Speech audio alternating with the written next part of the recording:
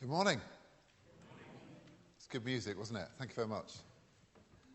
Oh, we'll get a pulpit. Do you want one? Oh, I can use it. Okay, great. Can you all see me?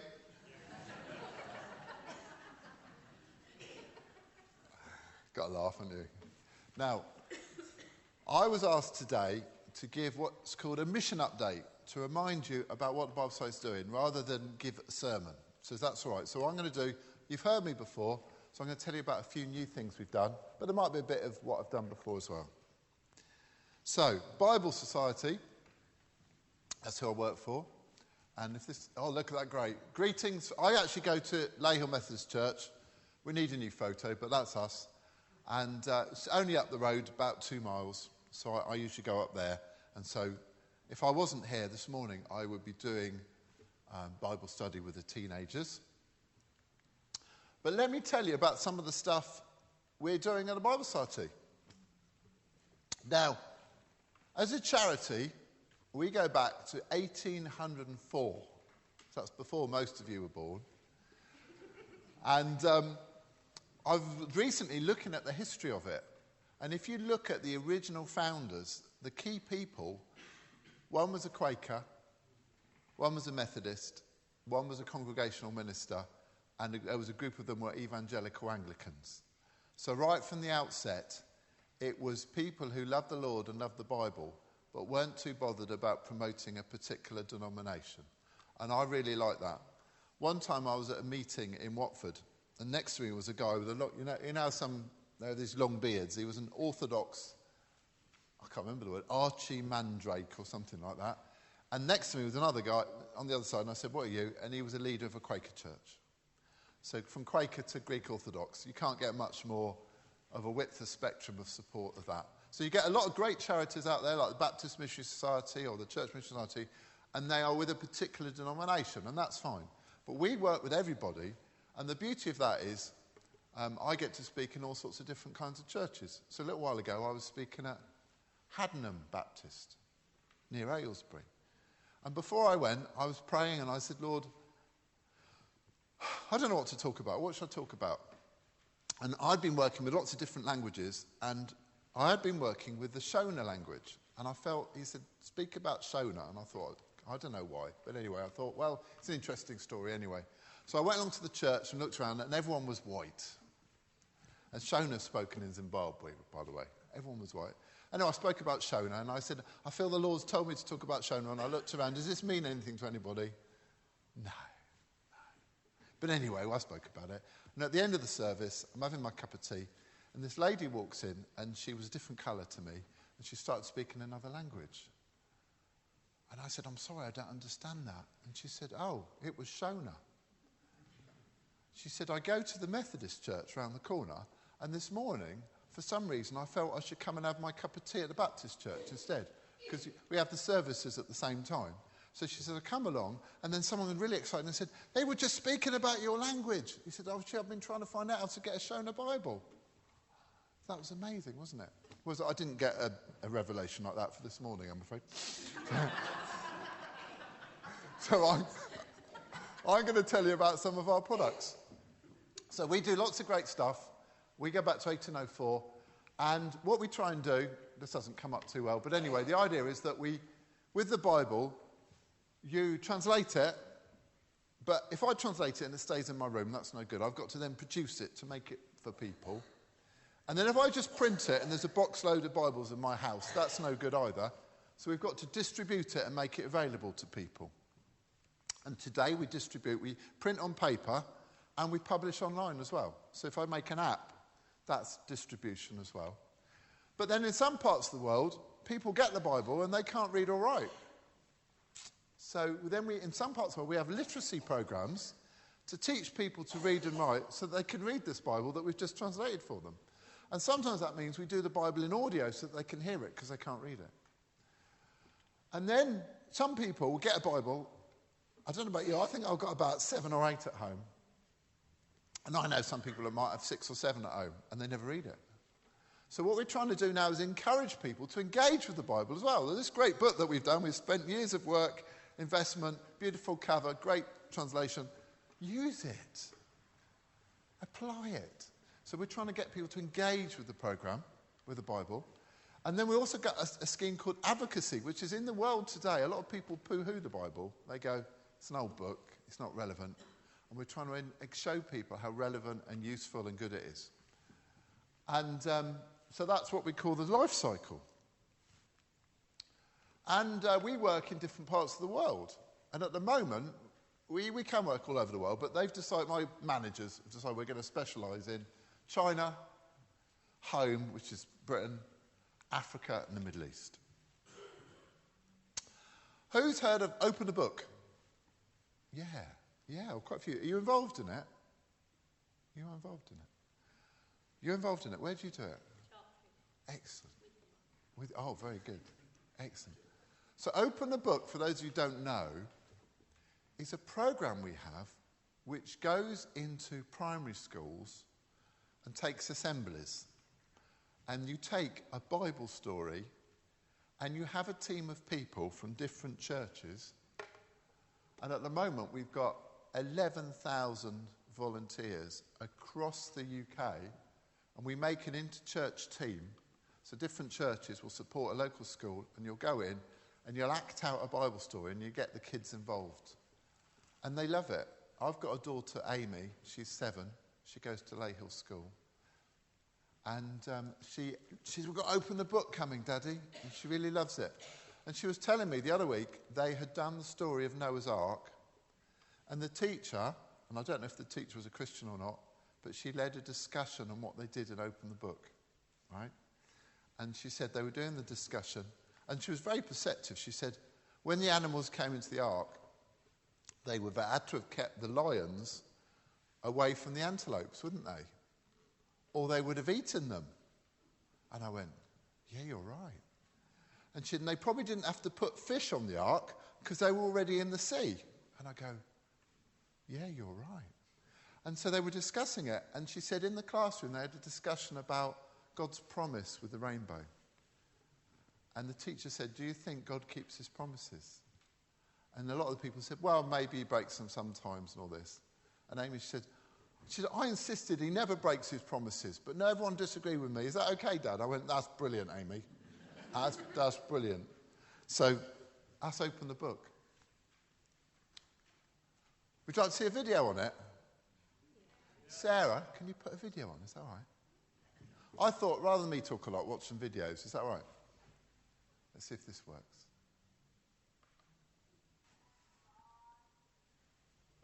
The night was clear. Every week, thousands of children are hearing a Bible story in school, some for the first time. The stories are told by people from the local community who volunteered to be part of Open the Book, and it's proving so popular that there's a constant demand for storytellers. We come into this school every week. We rehearse on a Saturday, and today, as you can see, I'm dressed as King Herod because we've done the Christmas story. It's all in the handbook, what we say, what we need, what parts we need to play. Open the Book isn't just like, it's like you actually get to take part even when you're just listening. Before I went to this school, I didn't know anything about the Bible, and now I know a lot about the Bible because of Open the Book. In the Bible there's not many pictures, and in Open the Book it might be funner if you see actions and all that. It's just wonderful to share Bible stories. So much of our heritage, our culture, our art, so much of our society comes from Bible stories. And they are fabulous stories to share. So you're acting as the poor and the outcasts and the ones that people don't normally invite to a party. The kids love joining in, they love dressing up, they love being part of it. So I've seen children with not very much confidence really grow because they're doing it with an adult and they've got that support. The man invited the rich people, but Jesus said invite the poor people next time. What I learned was you can help the rich, but help people who actually need help. It was very different to ones that we've had before, and it's a story that I haven't heard before either, so it was quite nice to actually know it and let it sink in. These are life-changing, life-affirming stories, and it needs to go to as big an audience as possible. And Open the Book does it in a way that is very accessible for primary school children. Because I've got young children, I was worried I wouldn't be able to get involved in school life at all, but Open the Book is a manageable amount of time for me. I missed a rehearsal once, but I walked in here, rehearsed with him, we did the story, it was fine. It's not difficult. It's all in the book, it's all there for you. Open the Book teams are formed by local churches, and when you start a team, there's plenty of help to get you going. You'll get a handbook with directions on how to do each story, training sessions to give you help and advice, and ideas for costumes and props. Open the Book began at this school in Bedford in 1999 and since then has grown rapidly. Here, the majority of children are of Muslim faith. We feel it's important to broaden the experiences of the children and to broaden their knowledge base.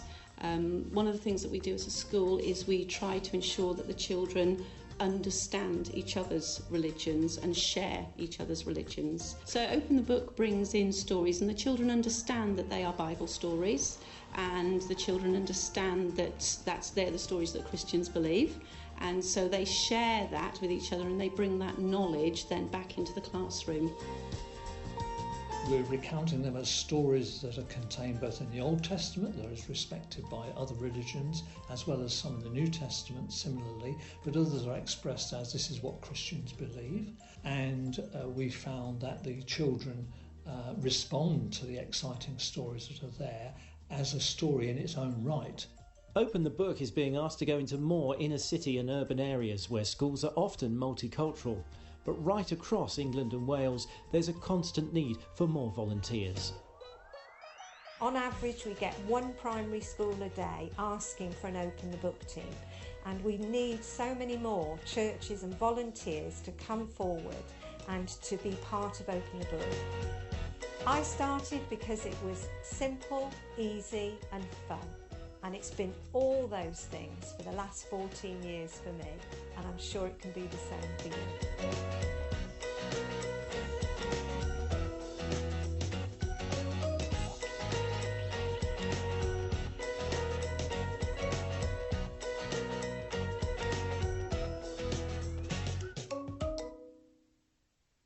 Thank you, Sarah. Go back to mine. So, for those that are involved, brilliant. And if you're interested in getting involved, talk to Rob. Or Maren. Okay. Talk to somebody anyway. Brilliant. So that's something that's really growing. Does this work again now? Yay. We had a training day up at Lay Hill not long ago where we had different teams going. We tried to start some new groups in the area. We do some great Christmas booklets. I don't know if you've ever seen these, but when Christmas comes, you can contact the Bible Society and we'll send you some Christmas booklets that you can give out to people. They're really kind of fun and people really like them, and then we just ask for a donation. We actually found that when we stopped charging and asked people for a donation, we got more money. Because people went, oh, it's free, we'll give them a nice big donation. Whereas when you said they were £1 each, they went, oh, there's £1 each. So that's strange how people work, isn't it? Bible Book Club. Have you come across this? You've heard of book clubs. So you can be in a book club with people, and some people say, we're going to read this book this month and then discuss it. And then you get Bible study groups. So we kind of put the two ideas together. Fancy another video? Let's go for it. Have a look at this, see what you think. I'm trying to give you ideas. The Bible is made up of lots of books, but often we only read it in small sections. This can mean we miss out on the bigger picture. What if we took a book and read all of it, and discussed it in a book club as we would a novel? When we share our thoughts and experiences, we discover things we've never seen or thought before. So why not start your own Bible book club? Our handy guides will help you tackle any book of the Bible and give you interesting insights and helpful background info. So get a group together, choose a book and get going. Download our free guides from biblesociety.org.uk/Bible Book Club.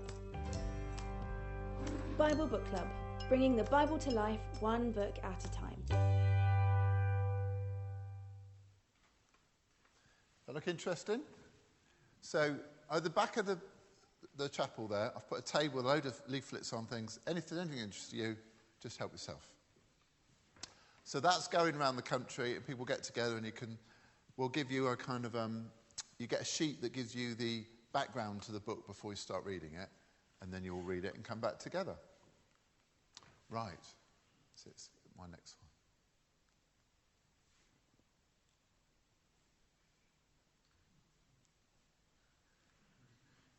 Oh, we talk about something. Can we click it on? That's it. And you get like little things, and you can colour in and stuff like that. So it depends how you want to go about it. Right. Has anyone come across the Good News Youth Bible? Yeah? I should have brought it with me. There's one on the back table back there. If you're interested, go and have a look at it. But about a year and a half ago, I was called into a meeting at work, and they said, would you like to come in? Have you ever had anything to do with YFC? And I said, yes, I used to be in YFC when I was younger. And they said, well, we're going to do a project with them to develop a youth Bible. And I thought, well, goodness knows why YFC would want a youth Bible, because I used to be in Great Missenden Young Farmers Club. So I wore my Young Farmers Club tie with YFC on it and went into the meeting, and I started talking to them, and I realised that it was Youth for Christ. So it's funny, you can get confused, can't you? Anyway, so we're not doing it with Young Farmers Clubs, we're doing it with Youth for Christ. And what we've done is we've taken the Good News Bible, but we've enhanced it with lots of funky things, with things to think about, things to colour in, things to do. Depending how you want to do, you can get puzzles and stuff, but you open up the pages and it's like interactive, and you're allowed to mark it and colour it and write in it. And there's a load of videos as well. So if you've got a bit of the Bible and it talks about an issue that's relevant to you, like you're in Genesis in creation or something like that, then there's a link to a video and you can watch a video on it. So we've got about 30 videos, and we're making more. I've been doing this with some of the young people up at Lay Hill, and what we've done is when we do an evening group, I project it onto the whole side of the chapel and make it like a cinema and watch the video, and then we discuss it, so that's gone really well. Do you want to see a video about it? It's only about a minute and a half. Go for it. Saves me talking to any videos.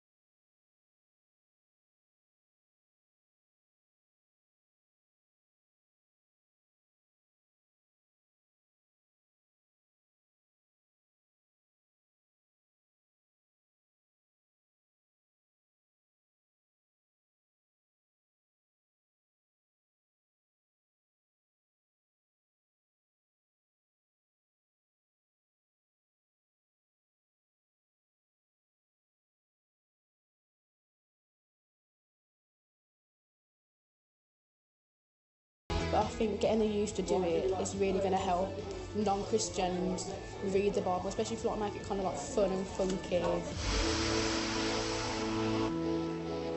Remember, Youth for Christ, not Young Farmers Clubs, right? So that's really good. There's one at the back. If you're interested in that, come and talk to me. And the videos are great for stimulating discussion, especially in youth groups, but grown-ups like them too. Right then, can we... That's it. It's just won an award. Now, something else we've just developed lately is what we call the Bible course.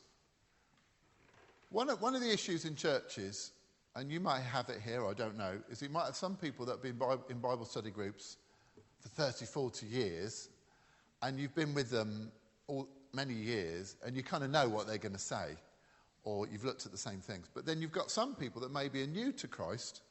Maybe they've come through an Alpha course, maybe they've been brought by a friend, maybe they dropped out of church when they were young and came back. And then suddenly they go, I don't, you understand it all, but I don't know where it all fits in. So I had a friend one time, we were in a Bible study group, and they said, turn to Genesis. And he went, where's Genesis? And I realised he didn't know really anything about the Bible. So we've developed this course called the Bible Course, where you take the big picture of the Bible, and it's like, if you like, it bridges that gap between the Alpha course and a Bible study group in your church. It helps you get the big picture and takes you through it. And it's 8 weeks or 16 weeks, depending on how you want to do it. And you watch a video, and then you answer some questions. You also, if you give them some verses that you can read beforehand to swat up. But no, I don't know anyone that actually does that, but you can do that. And then discuss it. It's really quite cool. So, you up for another video? It's the last one. Let's go for a little video on this.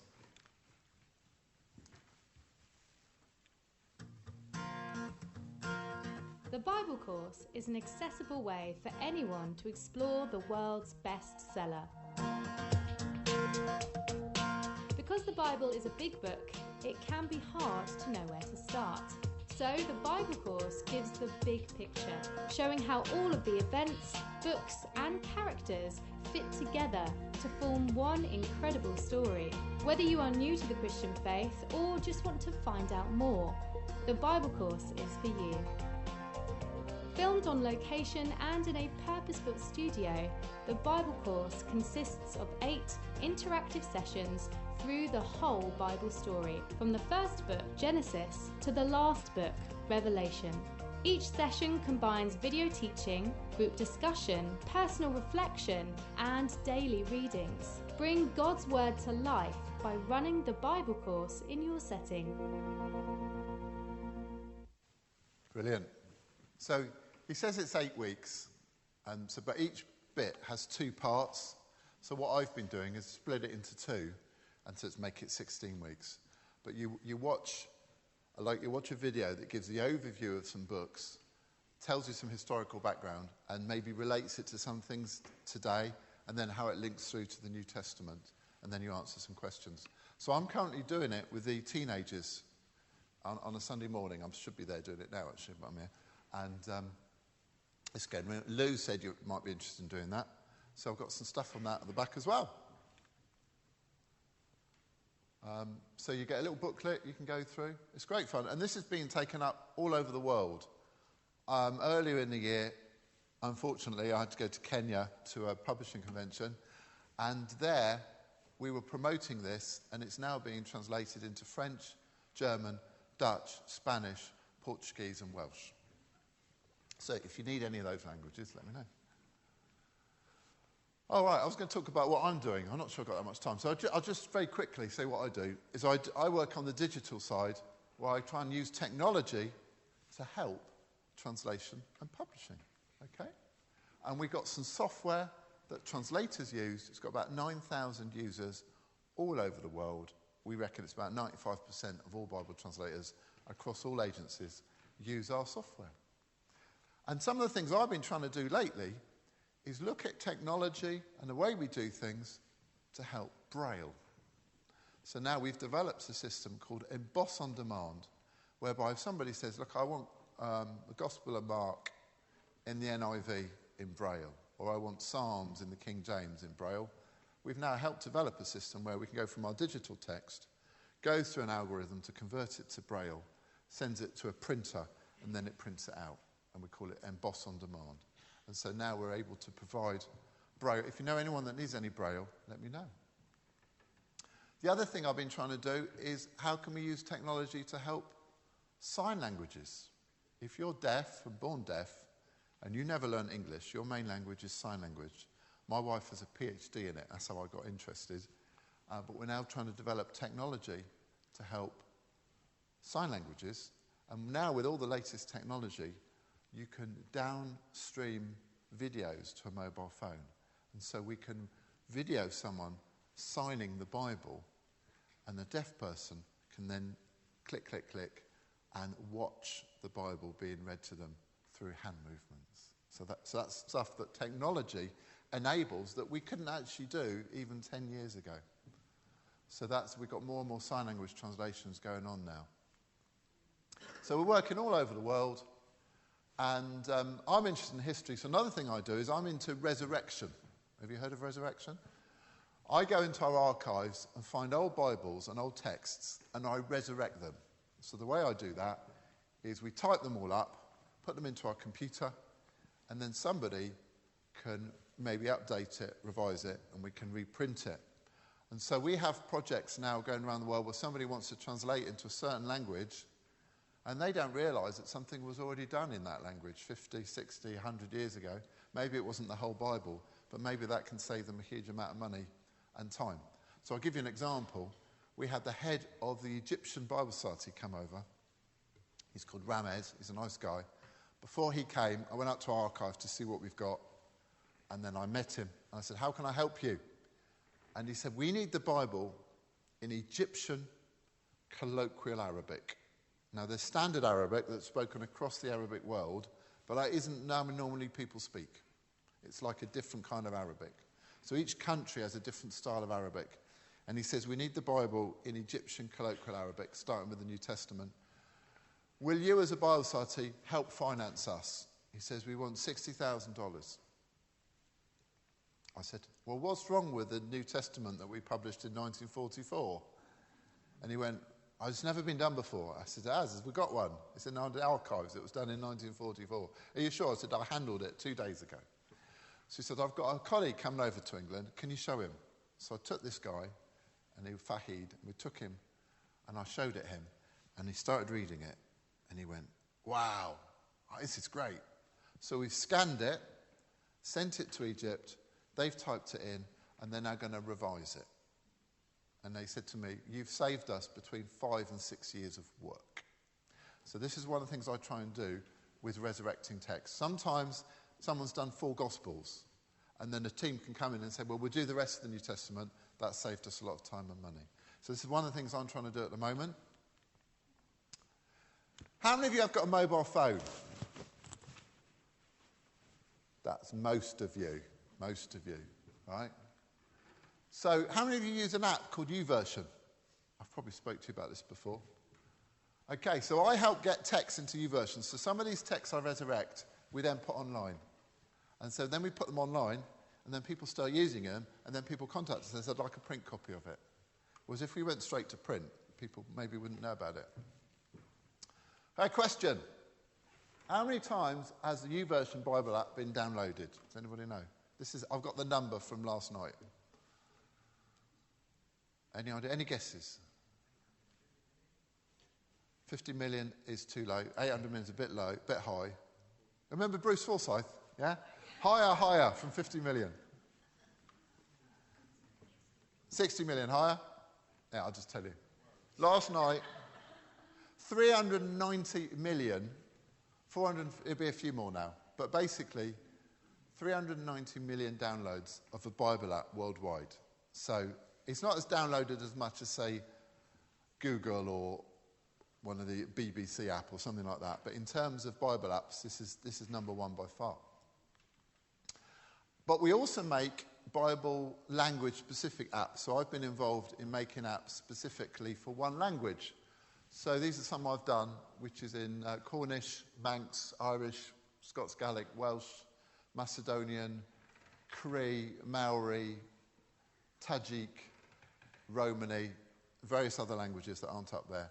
So some people, but the good thing with YouVersion app, the brilliant thing about it is it's got about 1,000 languages on. The bad thing about it is it's got about 1,000 languages on, because if you want to find yours and you've got to scroll down through 250 you've never even heard of, you might just want an app with just your language on. So what we do is we stick it on YouVersion, and then we make a specific app for one language. And so I've helped develop a Welsh one, and we were on holiday in Wales 2 years ago, and I was in a Welsh chapel. And it was one of these Welsh chapels where it was in English, but maybe some people know Welsh. And they read the reading, and the man next to me got his phone out, and he started reading an app. And I said, I just acted stupid. No, that's not difficult for me. And I said, what are you doing? He said, oh, this is this great Bible app. I can read it in Welsh.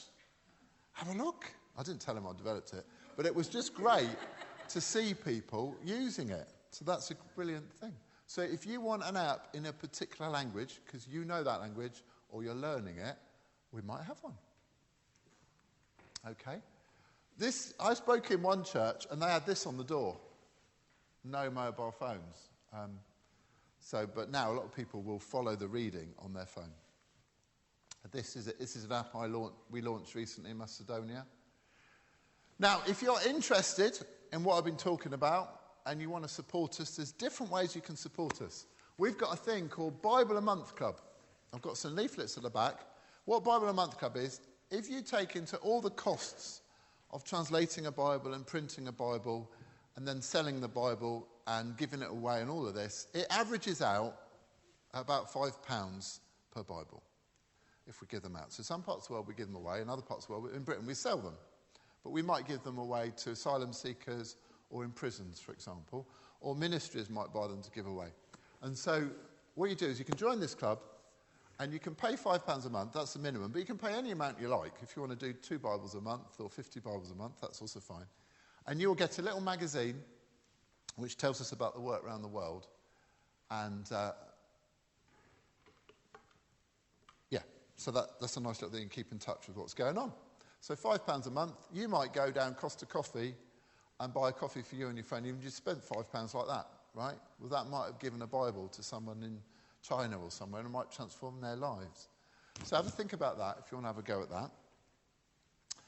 The other thing you can do, so I'm just putting here, there's lots of things you can do to help us. Please pray for us, because we could always do a prayer. You can give money. The other thing you can do is volunteer. So at the Bible Society, we sponsor some festivals. And recently, we've been sponsoring Big Church Day Out. And if you want to volunteer and help us out at one of these festivals, you can sometimes get free tickets or free coupons for the cafe, or depending on how much you're doing. So if you're interested in that, come and talk to me. One year, I took our youth group and we ran a cafe at Soul Survivor, which doesn't run anymore, not because of us. But we ran a cafe at Soul Survivor, and so they all got free tickets, and we ran this cafe for the Bible Society. So if you're interested in that, let me have a know. How are we for time, Lou?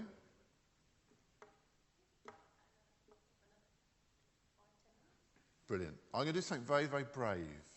I did check this with Lou. I said I'd do a question and answer session. So if anyone's got any questions that they've been bugging them, preferably about what I've been talking about, I will happily try and answer. So if you haven't, it doesn't matter.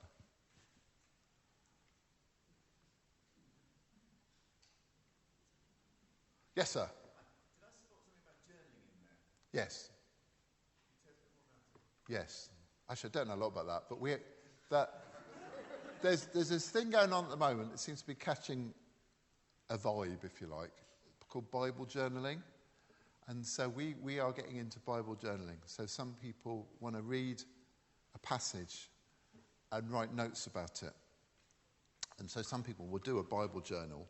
But it used to be in the past that people would just write notes in the margin or a separate book. But now you can get special Bible journal books, which enables you to write notes in and things like that and do colouring in.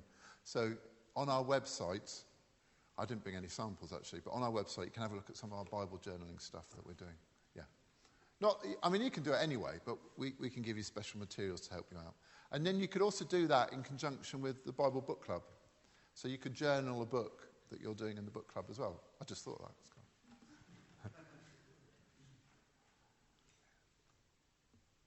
Any other questions? Yes, sir. What proportion of the world's languages have you translated into now, would you say? Great idea. Great question. Okay. The straightforward answer to that is, and actually there isn't a straightforward answer to that. The world's languages, there are about 7,500 languages in the world. So there's about 7,000 spoken languages and about 500 sign languages, okay? Some of those are spoken by millions and billions of people, like Chinese and English. And some are spoken by a handful of old people that are the only ones left in the tribe, okay? So you might have a language where there's only one speaker left, and you might have a language with 2 billion speakers, okay? Of those 7,500 languages, 700, that's like 1/10, have the whole Bible. Only 700. There's about 3,000 languages that have the whole New Testament. No, less than that. 3,000 languages that have some of the New Testament. So in terms of when you say translating the Bible, there's also the question of how much of the Bible. So it's about half the languages in the world have some Bible, which might be a book. 10% of the languages in the world have the whole Bible. Does that answer your question? But that might be misleading. You think there's a whole lot of work to do, because we're sitting in England, and normally we only speak one language. But if you go to different parts of the world, it can be quite normal to speak 2, 3 or 4 languages. If you grew up in Wales, in a Welsh-speaking part of Wales, you would probably be bilingual in English and Welsh, and it would be normal to speak 2 languages.